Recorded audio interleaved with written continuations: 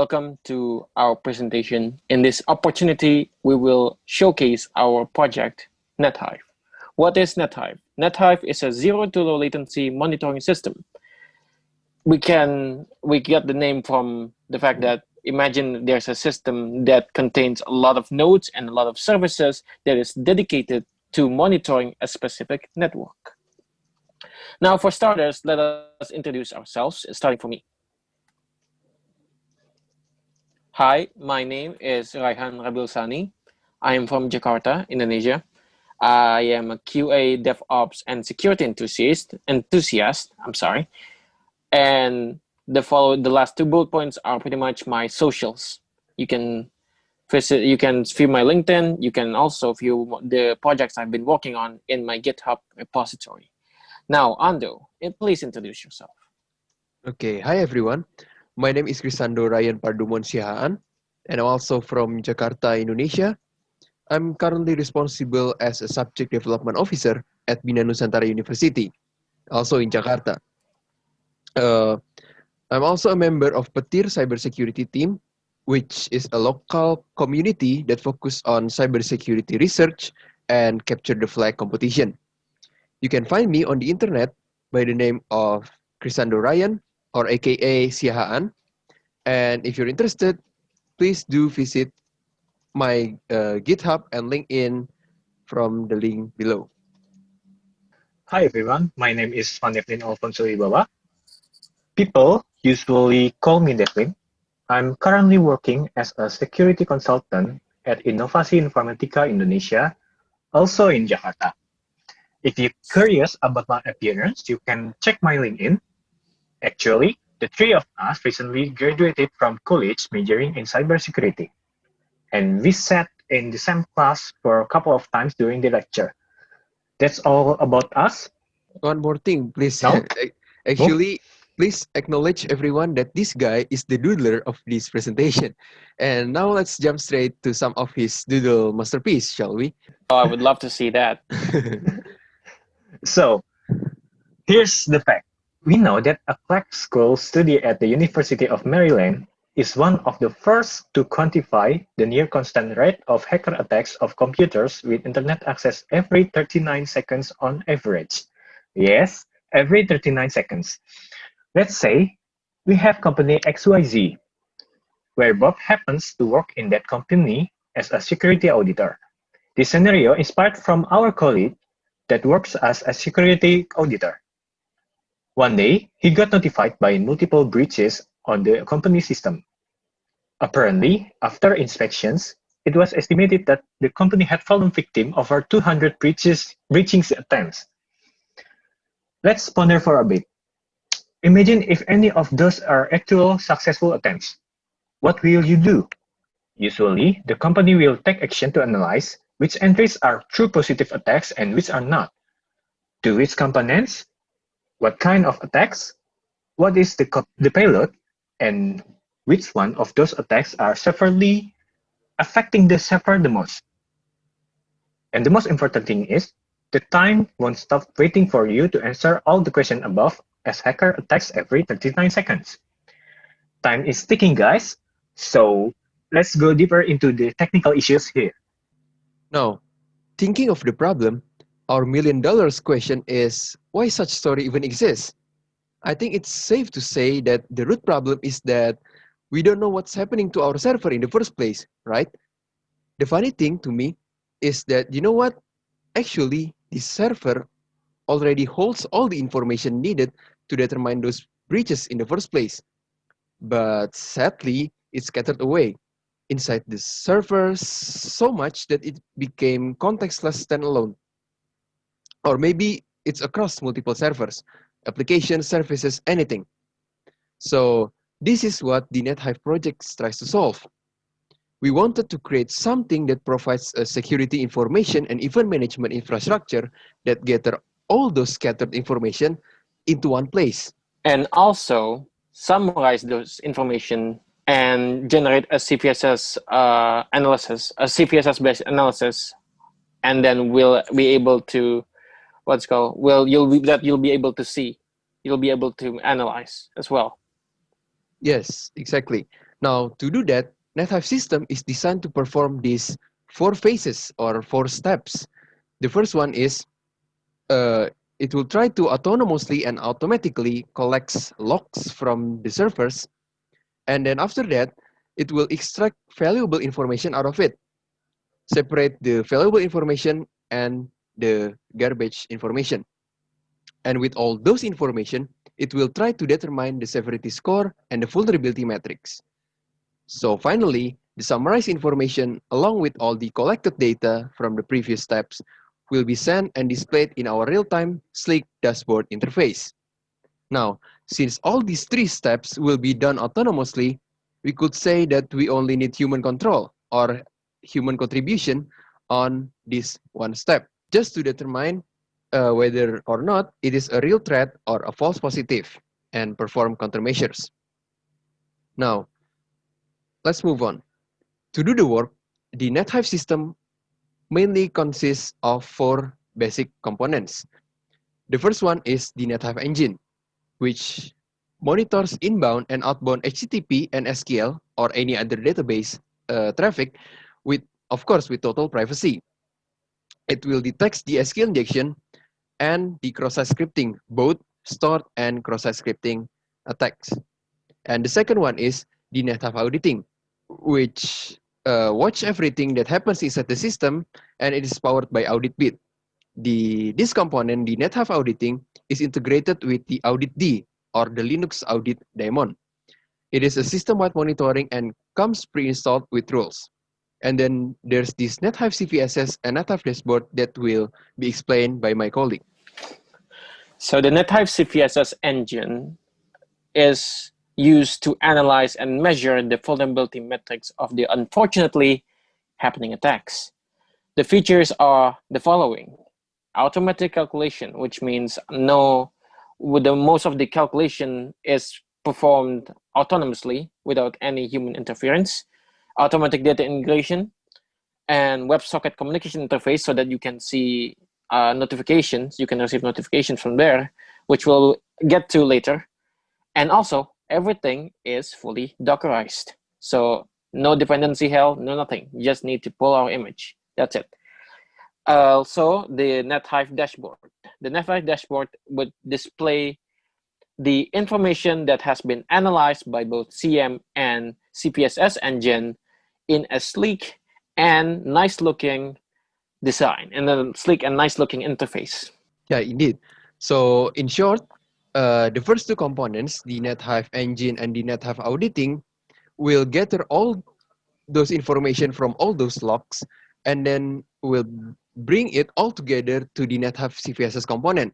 And then the Nethive CVSS component will try to analyze and, as my colleague Rayhan have said, measure the vulnerability matrix, and the result will then be delivered into the users, into the human users within the Nethive dashboard components. That's it. So for the first 2 main components, the Nethive engine and the Nethive auditing, here's how it works. Whenever there is an HTTP request that comes to the server, being received by the server, it will then be automatically passed into 2 major sensors inside the system. The first one is the SQL injection detection sensor, and the other one is the XSS auditor sensor. The SQL injection detection sensor, is responsible to determine whether or not that request and the affiliated response is considered harmful because it contains an SQL injection payload.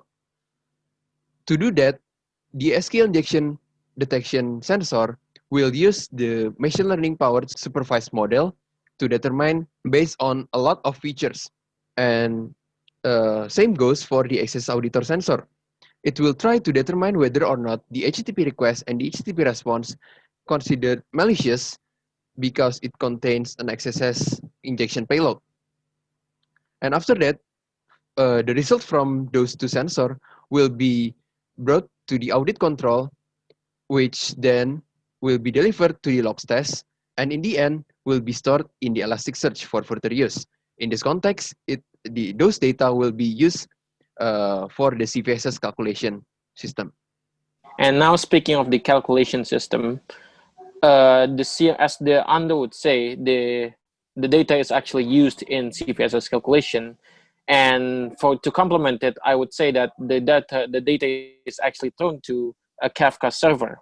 Now, okay, to start, let us talk about the components of the summarizer itself. First is the calculator, or maybe just aptly named summarizer. It's to the function of that component is to well summarize the event, and also the data integrator, which integrates latest data from NVD JSON data feeds. Now let's go into details.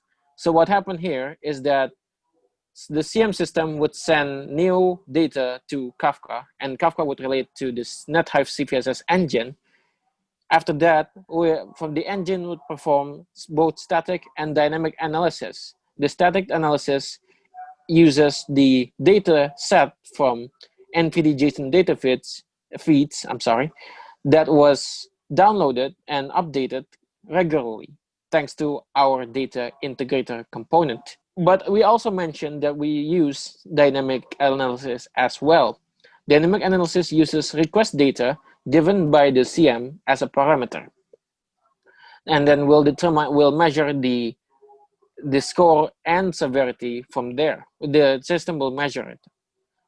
And now all of that, also the data integrator sends constant notification to our WebSocket service. The WebSocket service can be accessed directly via WebSocket client. From there, you can actually view the activity of the data integrator, which includes whether or not if there's any new requirement for new data integration, or the new data integration has been successfully and merged with the current data. So yes, that is pretty much what sums up the summarizer itself. Now let's move on to the demo. In this section, we will demonstrate our application, Nethive, which consists of a ML-powered security information and event monitoring, as well as a CPSS summarizer. Now, I'm Raybul Tsani, and today, me and my two colleagues, Chrisando, Rayhan, as well as Vandevlin, Alfonso, will present to you the features, the core features of this application, as well as the details, the intricacies that come with it. Now, we will start by demonstrating the application's interface. As you can see here, it looks very neat, very clear and concise, the information that is displayed.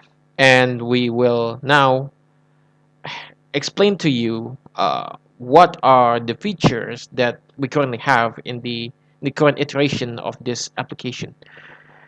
Now, the one who will be explaining that will be my colleague, Vandevlin Alfonso Wibawa. Hi, my name is Vandevlin, and in this section, I will give you a brief explanation about Nethive dashboard. So, a Nethive dashboard is an information management tool that visually tracks, analyzes, and displays zero to low latency CVSS-based automation scoring system, including logs, metrics, severity, and key data points to monitor the server activities. They are customizable to meet specific needs of department and company. Behind the scenes, Nethive dashboard connects to your files, service, and APIs, but on the surface display all this data in the form of tables. Nethive dashboard is the most efficient way to track multiple data sources because it provides a central location for business to monitor and analyze performance. Real-time monitoring reduces the hours of analyzing and long lines of communication that previously challenged business. I bet you guys familiar with Nethive dashboard display, as we use admin LTE3 as our template. For quick start, we have first real-time CVSS core table. As we can see, in this table, we have timestamp column, vulnerabilities type, source IP, single path, payload, vector string, and base score. Let me give you a simple scenario of a web attack that might occur every day, or hour, or minute, or even every second worldwide. That amount of quantity will be very annoying if we have to calculate each one of successful attacks of vulnerability scoring. Meanwhile, remediation must receive special attention so as not to waste any longer to give another attack an opportunity to exploit the same vulnerability to gain any information from our server. So, what if we can make a shortcut to give you a list of remediation priority based on score or severity using an automated scoring system? This table answers the questions above with a user-friendly display. Next, we have best history. Maybe with logging entire best history, you will get a small investment, which means being able to go back and find any comment that previously ran in your server will be useful someday. Let's say someone runs an arbitrary comment on your server. The moment you recognize it, maybe it's too late to because it's already running in your system. But it's never too late to know who the last person or who did that, at least when and as who. So in this case, we make it easy to see best history in real time. Next, we have status. For now, we have two information display, CPU traffic and engine status. But there are other things we want to display on the next update, such as uptime and incoming requests in seconds. Next part, I will explain about upcoming features. In here, we can see a latest read-write table.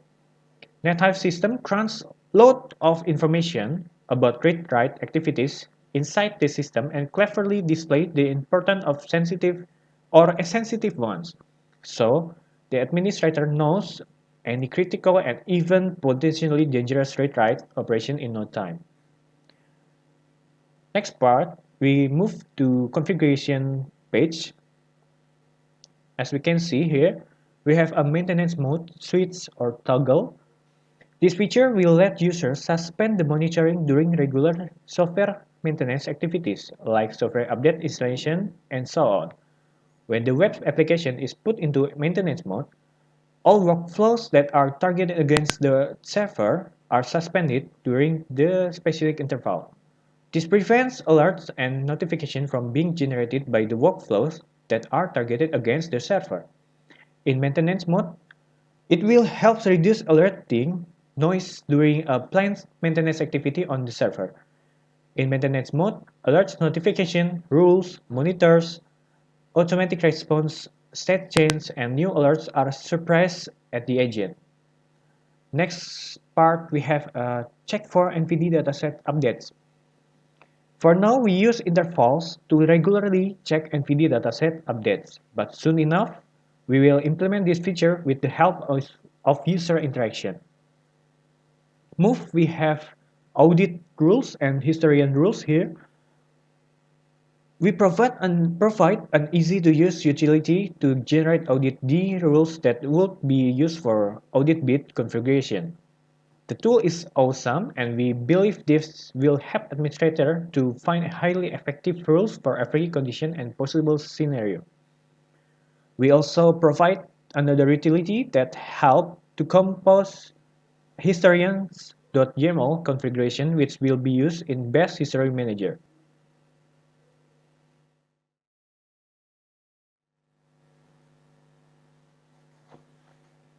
That's for all for now. Move to the next section, simulation. Hello everyone, my name is Chrisando Rayhan and I'll be the one to guide you through the entire attack simulation. So in this scenario, we set up a simple web server that's supposedly vulnerable that has also already been integrated with the Nethive system, right here.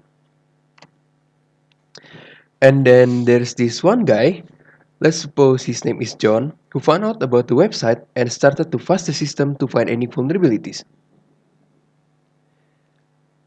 Let's assume that John started with the login page, managed to guess the credential to the DVWA here somehow, and arrived at a page where he can input something that will be reflected in web's HTML. What will he do? I guess we'll start with the XSS, the most common and straightforward exploit out here. John would then try to construct and input a JavaScript into the form, hoping that the server would not sanitize his input and evaluate the JavaScript right away. For example, John would try to put a text script followed by alert1, a JavaScript syntax, and then close the text script and submit it. Unfortunately, that's exactly what our web does. Soon after he input his payload, the mighty white alert box appeared, indicating an XSS. At this moment, John found an XSS sync. Now what? As a system administrator, how can you be aware that an XSS has just been found, possibly be exploited any moment now? One way is by using the Chrome callback that lets you, or at least the website, be notified when Chrome's built-in XSS auditor is triggered. But what if John doesn't use Chrome? What if you haven't got the chance to build the API endpoint that Chrome can use for its callback? The thing about relying on the client side is that there are a lot of dynamic factors playing out. We cannot be so sure about what will happen on that wild side. That's where the XSS engine comes in.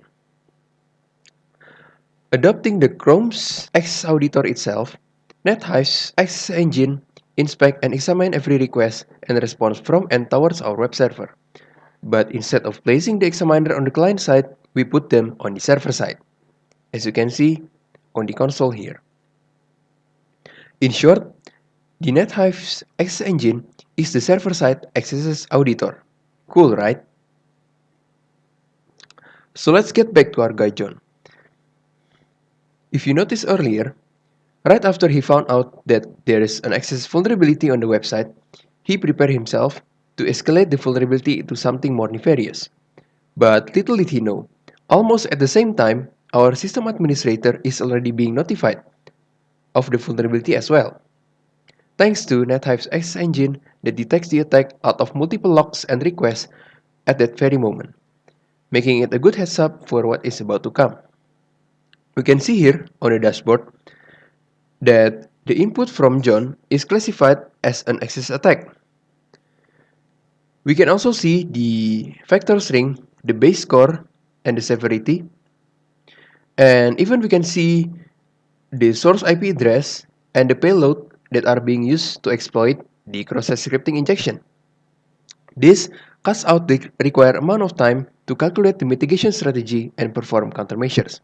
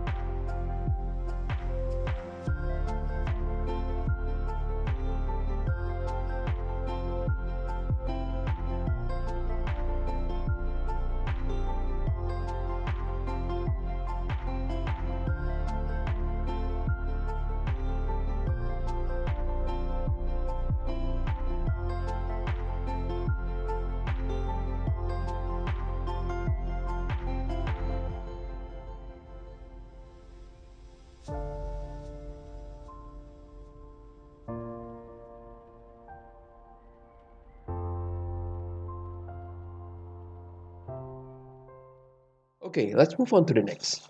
Our guy John found another page that accepts an input and fetches some data from the web's database based on that input. John thinks that this might lead to an SQL injection exploit. Like before, John will try to construct and input an SQL syntax into the form, hoping that the server will not sanitize his input and evaluate them as an SQL query. John will try to input something like this, and another thing like this, a tautology query. So, unfortunately, once again, the website did evaluate John's input as an SQL query, and John managed to leak lots of data from the database. Even more, John is also able to gain remote shell access by writing a backdoor into the system. From there, John exfiltrated lots of files from inside the system. He also created an arbitrary user that only he knows the existence of, and even he changed some system's critical configuration. In this case, the same question applied. How would you know that an SQL injection attack is happening at that moment? We know that the database only knows that they have to run the supplied queries, whatever they are, and the web application only knows that they are responsible to construct the query and display the results to the user. So I can only imagine the scenario where you would know that your data was leaked is only when the data itself is being sold somewhere on the deep web and you suddenly realize that, or if John is kind enough to report the vulnerability he found. Unless that wouldn't matter if your server is protected by a WAV or IDPS, right? But sometimes we ignore that, aren't we? That's where Nethive's SQLi monitor comes in. With the help of machine learning, Nethive's SQL monitor extracts information from a lot multiple log streams, cleans the data from the junks, and feeds the valuable information into the ML model. The model then determines if the request is likely to be an SQL injection attack. We can see on the dashboard here that the input from John is classified as an SQL injection attack. We can also see when the attack is occurred, the source IP of the attack, the sinkhole path or the path where the attack is happening, and even the payload of the attack. Finally, the Nethive CVSS engine also calculate as on the XSS engine. They also calculate the vector string and the base score of the CVSS of the attack. Very well. Thank you for the explanation, Ando. And from now on, I shall continue on with explaining how we approach the automatization of CPSS calculation. Yes, so first, as you can see here, we are logged in into the bash, the operator for the CPSS. Let's just clear it up there. And there are a couple of things I want to touch upon. First, why the I believe my colleague Vandevlin actually mentioned that we used NVD datasets for our calculation, and you might ask yourself, why? Why is that? What can't you use any other dataset or something like that? No, no. Yes, we could, but what NVD offers is flexibility. So what happened is, if you look at the current NVD dataset website right now, let me see if I can pull it up. So here's the idea. They host meta files, and those meta files are very crucial for the updating process. So the what's called the process of updating the and integrating the latest NVD data into the current machine, into the current summarizer, the current version of the summarizer. So with that, we're able to perform continuous checkings on these data, on these meta files, and compare them in a way that when they have differences with each other, they would they would trigger an update, they would provoke an update, right? So let us direct ourselves to the utilities here, right? So let us now access the bash console. So I'm just gonna go a little bit more in depth here. I'm gonna show you a bit under the hood. So let's go access bash. So this should give us access to bash, right? So let's clear that up. As you can see here, I will now find any meta files here. Now here, as you can see, this is the meta file that is contained by NVD. All of them, like both we use the data ranging from 2017 to 2019, and the one that indicates whether or not any of those data is updated already are the meta files like this. As you can see here, you have SHA for checksum, which is nice. We can compare that, and as you can see, we created this thing where We created a system where it allows you to update and constantly integrate, even though you have downloaded for for a couple of weeks ago, or like a long time span. But newer users can also integrate with this data. Why? Because we use the technology called continuous integration. It's a, we all know that continuous integration basically integrates new data to the system. We leverage that feature, and then we use that to download latest NVD data. Yes, like, okay. So enough of that. Let's go back to the shell, to our bash shell here. And now I want to show you a couple of components that are quite essential to the runtime of the summarizer itself. Here are a couple of things, a couple of components that is actually becoming the building block of the summarizer. First up is the consumer.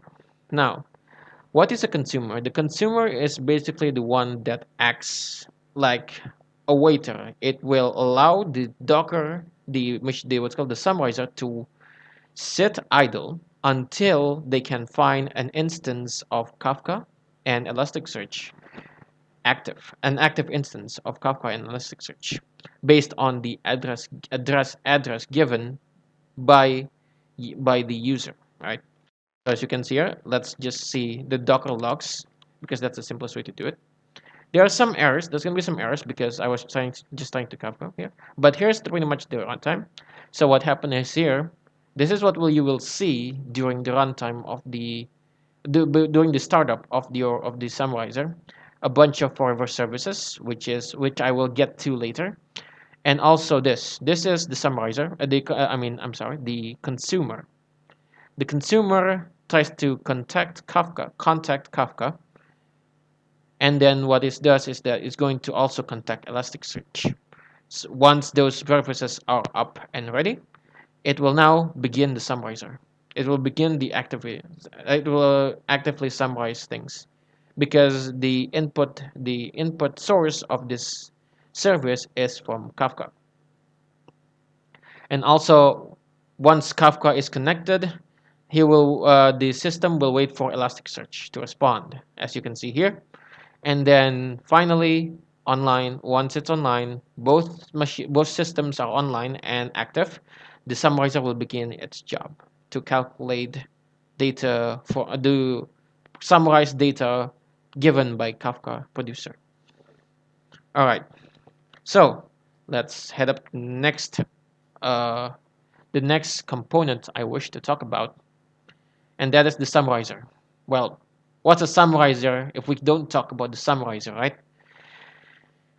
The summarizer, as you may guess, it's a calculator. It's basically the heart of the summarizer itself, because it allows it allows the system to calculate, and it allows the system to determine the severity. It's basically the heart of the system. So let us continue on and see. So here, let us go and check the services here. No, we don't need that. We'll just access the bash again here. I will leverage this in the presentation quite a bit. Now we will find out, I'm sorry. Now we will head on to the test directory. I provided a test directory specifically to test this out. So let us do that. So the summarizer's job is to summarize the event, generate scores, generate vector strings, and also send it back, communicate with the consumer, so that the consumer may relay it to Elasticsearch. Let us go and have some tests here. So in here, I provided a script called unittest.py, and the unittest.py contains some what's called minor unit test. Of course, the name implies it, for the summarizer. So let's go have that. Merger is the name of the service, and let's check it out.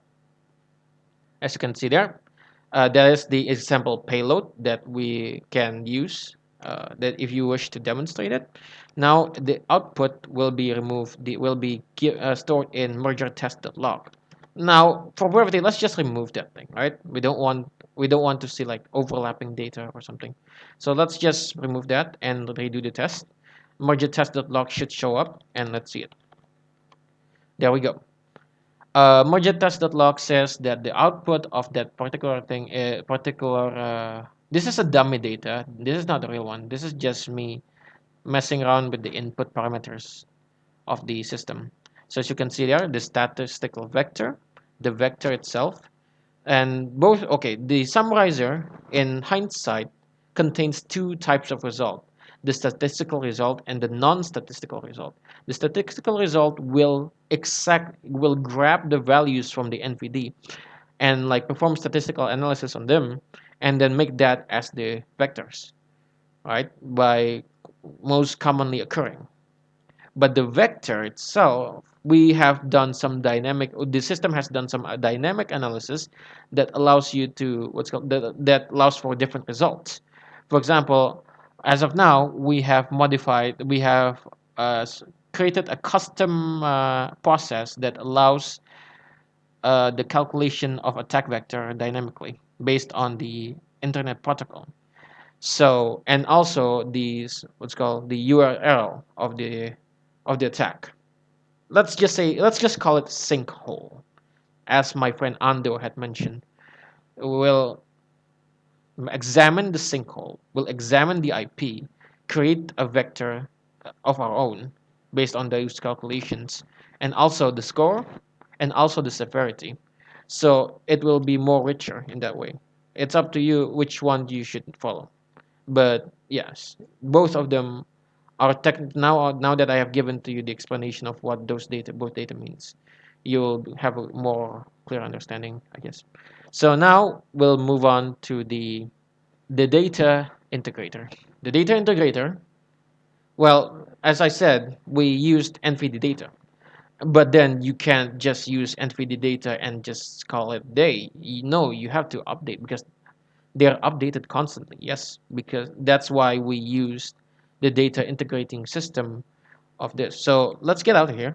As if you had in there, let's just ls. Let's just type the check services here. Check services would output several services here. Now the one I want you to look at is updater and downloader. The updater and downloader services are, they're like dynamic duo, if you want to put it like that. Sure. So the updater, you saw those meta files, right?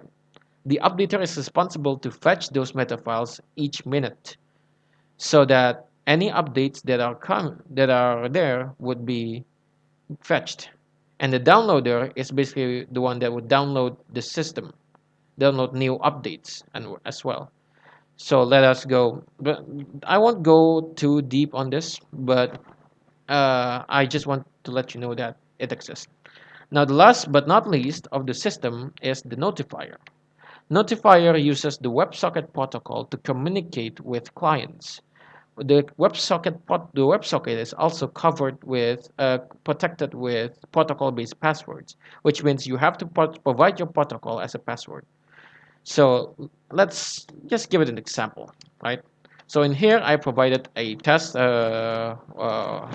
script, right? It's using Node. Now, why do we use WebSocket? Well, WebSocket transfers much faster than HTTP. It's really good for notifications. It's almost real time, and the data is directly transmitted. Imagine it like a Unix, like a normal socket, but it's on web. There's pretty much what you need to think about. So now let us see WebSocket in action. And if you type in ws.client, it might be different for you, but for me, there's going to be like no outputs here because there's no updates, right? We don't need any updates. Now the one that will store the updates are the updater, as you would expect. Now there I want to show you what happens when there's an update, right? Let's do that for a second. I'm not used to the Windows, but yes, let us show you that there's an update.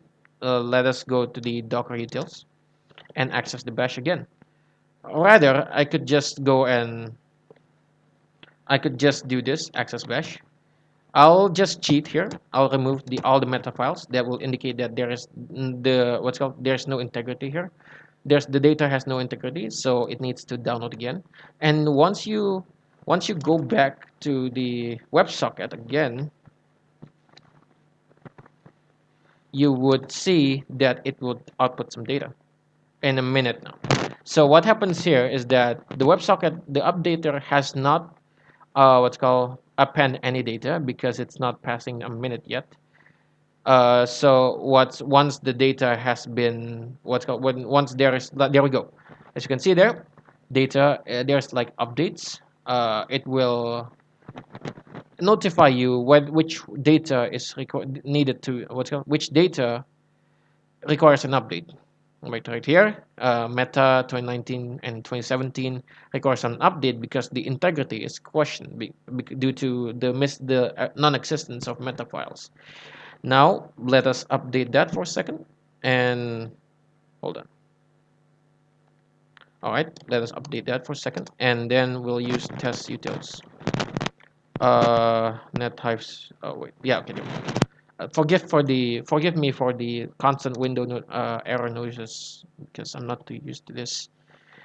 Anyway, now we can just type in update, and it should update the what's called the data over there. Now, if we go back again to the WebSocket, you don't have to access it with like a freaking with a server side WebSocket. Okay, you can access it to your browser as long as the secret is right, and you can set the secret based on environment variables. So you can do that too. Let's do that for a second. And oh wait, I'm sorry, wrong script. There.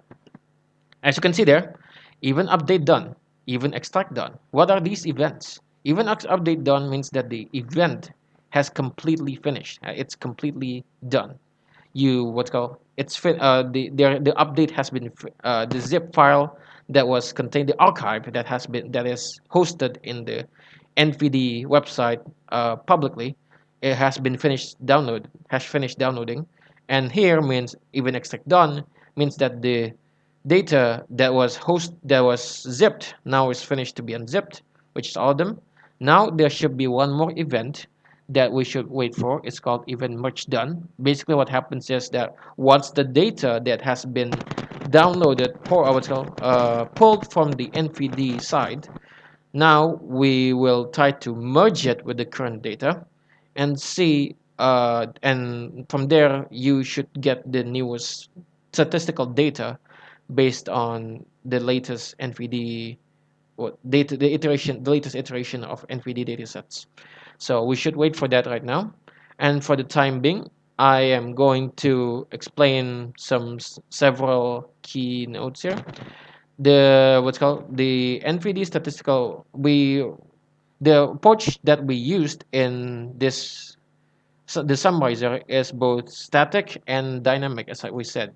So we combine static and dynamic because static allows us to generalize all the vectors and what's called to get an early grasp of what the vector is like, and then from there we analyze it dynamically using the algorithms we have provided. By the way, the algorithms that we used is a relatively simple material. So we compare the subnets of both the IP and the victim's IP, and then we'll check whether or not they are within the same subnets. So we use that in our system, and finally it should show that soon enough. Okay, let's go back to here. So soon enough it should be even merge done. There it is, event merge done. So that means that the data has been completely merged. It has been completely integrated with the current latest NVD data. So I guess that is all from me. I would like to thank you all for giving us your attention, and this project is far from perfect and still is requiring a lot more development. In a way, you can like what Van Devlin has mentioned. We still have a lot of functionalities that we need to include as well. And yes, thank you for the time and have a nice day. Peace.